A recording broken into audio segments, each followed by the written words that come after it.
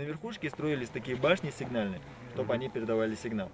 Это первое знакомство туристов из подмосковного Королева с объектами ингушского зодчества – боевыми оборонительными башнями. Комплекс Эгикал в Джарахском районе республики – первый пункт в рамках экскурсии.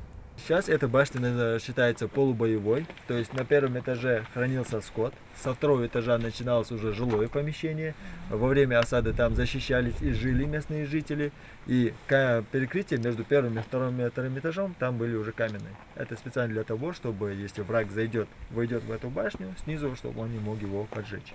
Это было чисто для защиты. Рассказ из уст опытного экскурсовода затягивает слушателей в глубины истории, тем более если подтвердить слова фактами. Была крепость Магаси, была Назрановская крепость, Магасовская крепость пала от натиска Тамерлана Хромова, то есть татаро-монгол, и все ингуши сбежали сюда. И с этих башен их уже не выгнали, то есть их отсюда не вытеснили.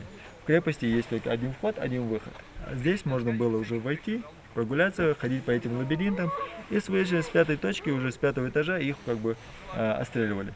Все туристы этой группы – сотрудники одной компании с родственниками. Для них уже стало доброй традицией в новогодние праздники ездить всем коллективом по уголкам мира и страны, устраивать себе такой новогодний корпоратив.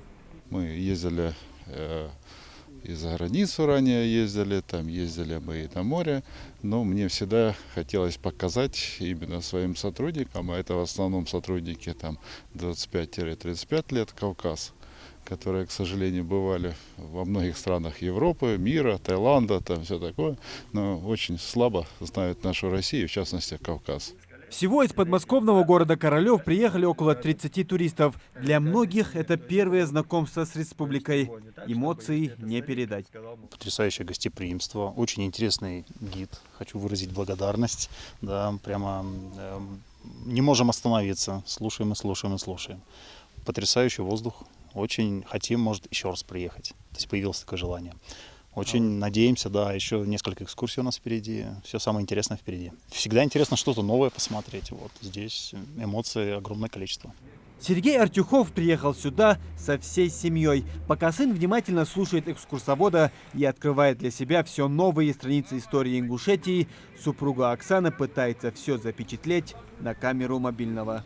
Я даже не верю, что у нас сейчас зима, январь, светит солнце, очень тепло, и встретили прекрасно, замечательные люди, шикарное гостеприимство, вкусная еда, вот, красивые виды, погода, горы, ну просто вот после Кавказа неизгладимое впечатление на меня произвел. Мне нравится, я люблю очень путешествовать, я рассказываю друзьям, отправляю видео, делюсь в впечатлениях.